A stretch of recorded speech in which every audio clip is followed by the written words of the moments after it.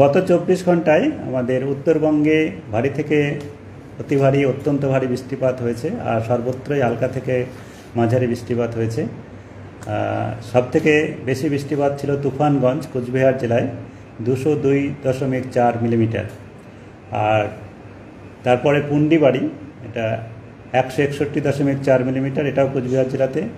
কোচবিহারে 136.0 millimetre, Gangarampur south দিনাজপুরে 125.4 millimetre 125.0 millimetre, বড়াভিসা Alipurduar জেলাতে 119.8 মিলিমিটার। এরকম করে আমরা উত্তরবঙ্গের জেলাগুলিতে ভারী থেকে অতি ভারী, এক জায়গায় অত্যন্ত ভারী বৃষ্টিপাত পেয়েছি গত 24 ঘন্টায়। দক্ষিণবঙ্গের জেলাগুলিতে এক দু জায়গায় করে বৃষ্টি হয়েছে। আর উত্তরবঙ্গের যেসব জেলাতে, যেমন উত্তর দিনাজপুরের কিছু অংশ, দক্ষিণ দিনাজপুর আর মালদা, এইসব জেলাতে আমাদের মনসুন প্রবেশ করতে বাকি ছিল।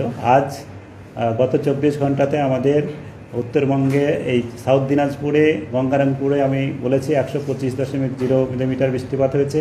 তার সঙ্গে মাঝিহান, এটাও সাউথ দিনাজপুরে 81.4 মিলিমিটার, উত্তর দিনাজপুরে রায়গঞ্জে 38.4 মিলিমিটার, মালদা জেলার মালদাতে 22.6 মিলিমিটার বৃষ্টিপাত হয়েছে। তা মালদা, উত্তর দিনাজপুর, দক্ষিণ দিনাজপুর এই তিনটি জেলাতেও প্রায় সর্বত্রই বৃষ্টিপাত হয়েছে। তার জন্যে আমাদের আজ এই তিনটি জেলাতে মনসুন প্রবেশ করেছে বলে ঘোষণা করা হয়েছে। মনসুন প্রবেশ করেছে। তো মালদা, উত্তর আর দক্ষিণ দিনাজপুর পুরোটাই কভার করে গেছে, সমস্তটাই হয়ে গেছে। আর মালদা জেলার বেশিরভাগ পার্টটাই হয়ে গেছে। মালদার নিচের অংশে যে সামান্য একটু পার্ট, এইটুকু বাকি রয়েছে। আর মনসুন প্রবেশের যে পূর্বাভাস আমাদের দেওয়া রয়েছে, আগামী 2-3 দিনের মধ্যেই দক্ষিণবঙ্গের কিছু জেলাতে প্রবেশ করার সম্ভাবনা আছে। এখন আমাদের দক্ষিণবঙ্গের বাকি জেলাতে বৃষ্টিপাতের পূর্বাভাস যে আছে আগামী 24 ঘন্টায়, দক্ষিণবঙ্গের সমস্ত জেলাতেই অনেক জায়গাতেই আগামী 24 ঘন্টায় বজ্রবিদ্যুৎ সহ বৃষ্টিপাতের সম্ভাবনা থাকছে। কলকাতা ও পার্শ্ববর্তী অঞ্চলেও আমাদের বৃষ্টিপাত হওয়ার সম্ভাবনা অলরেডি শুরু হয়েছে আজকে। তো কলকাতা পার্শ্ববর্তী অঞ্চলেও বজ্রবিদ্যুৎ সহ বৃষ্টিপাতের সম্ভাবনা আগামী 2-3 দিনে থাকছে। আর আজ সর্বোচ্চ তাপমাত্রা 34 থেকে 35-এর মাঝামাঝি থাকার সম্ভাবনা। কালও এইরকমই থাকবে, আর একটু কমার সম্ভাবনা রয়েছে। আর বৃষ্টিপাত তো আমি বললাম, এই আমাদের হচ্ছে পূর্বাভাস। উত্তরবঙ্গে বৃষ্টিপাতের পরিমাণ এখন যেটা ভারী থেকে অতি ভারী অত্যন্ত ভারী বৃষ্টিপাত চলছে, এটা সামান্য কমার সম্ভাবনা আছে। মূলত 22-23 এই দুদিন কম থাকার সম্ভাবনা আছে, তারপরে আবার 24-25 ওই সময়ে আবার বাড়তে পারে। দক্ষিণবঙ্গে আগামী 3 দিন পর্যন্ত অনেক জায়গাতেই বৃষ্টিপাত হবে। 3 দিনের পরে সামান্য বৃষ্টিপাত কমতেও পারে। আর কলকাতাতেও যেটা বললাম, আগামী 2-3 দিনে হালকা থেকে মাঝারি বজ্রবিদ্যুৎ সহ বৃষ্টিপাতের সম্ভাবনা থাকছে। আর মৌসুমী বায়ু প্রবেশের যেটা আমি বললাম, যে আগামী 2-3 দিনের মধ্যে আমাদের দক্ষিণবঙ্গের জেলাগুলোর কিছু জেলাতে প্রবেশ করার সম্ভাবনা আছে। অর্থাৎ আজ বা কাল যে বৃষ্টিটা কলকাতা বা পার্শ্ববর্তী অঞ্চলে হবে, সেটা বর্ষা বৃষ্টি নয়। আজ যে বৃষ্টিপাত হচ্ছে এটা প্রাক বর্ষায় বলতে পারেন।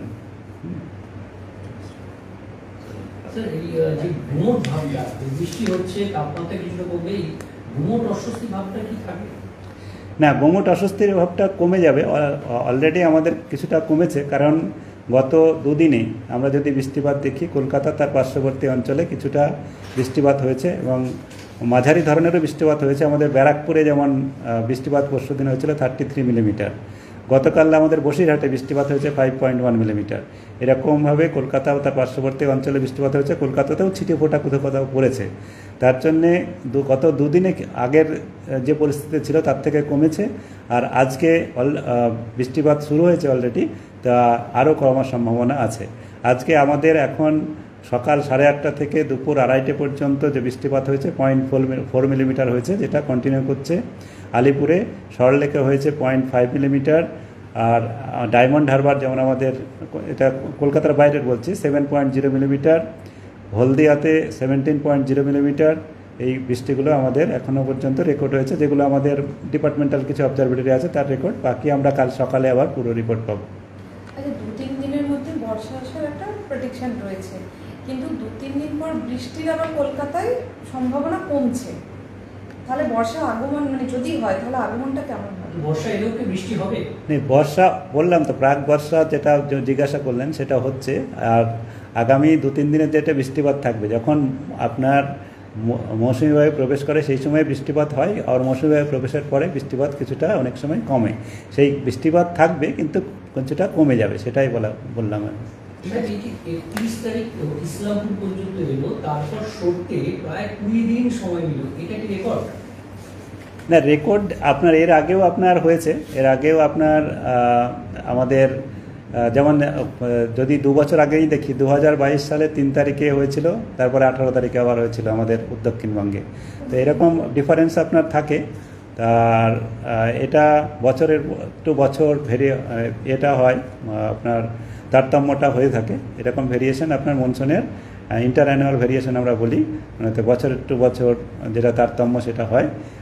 তো এটা হওয়ার খুব একটা স্বাভাবিক নয়, তবে হ্যাঁ এই বছরে তুলনামূলকভাবে বেশি বলতে পারেন। কিন্তু এটা হলো কেন? এটা আপনার মনসুনের যেটা বৈশিষ্ট্য, যেটা আপনার হচ্ছে কোনো সময় অ্যাক্টিভ থাকে ফ্লোটা, মানে মনসুনের যেটা আপনাদের ফ্লো প্যাটার্ন, সেটা কোনো সময় আপনার অ্যাক্টিভ থাকে, কোনো সময় উইক থাকে। উইকটা মানে দুর্বলতাটা অনেক সময় বেড়ে যায়, যেটা আমরা বলি ইন্টার সিজনাল ভেরিয়েশন। এটা ভেরিয়েশনটা আপনার তারতম্যটা অনেক সময় বেড়ে যায়। যখন বেশি থাকে সেই সময় আপনার মনসুন থাকে, কিন্তু সব জায়গাতে এটা নয়। যেমন আমাদের পশ্চিম অংশে যেটা মূলত আমাদের মনসুনটা দুটোর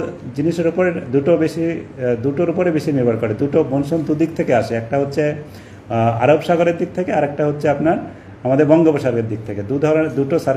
দুটো আপনার উইন্ড প্যাটার্নের উপরে ডিপেন্ড করে। তো আমাদের এদিকে বঙ্গোপসাগরের দিকটা একটু উইক ছিল রিমাল চলে যাওয়ার পরে। রিমালের সাথে সাথে আমাদের উত্তরবঙ্গ, কেরালার সাথে সাথে উত্তরবঙ্গ আর নর্থ ইস্টার্ন স্টেটও হয়ে যায়। তারপরে আমাদের বে অফ বেঙ্গল ব্রাঞ্চ, মানে বঙ্গোপসাগরের যেটা শাখা, সেই শাখাটার মনসুনের একটু দুর্বল থাকে।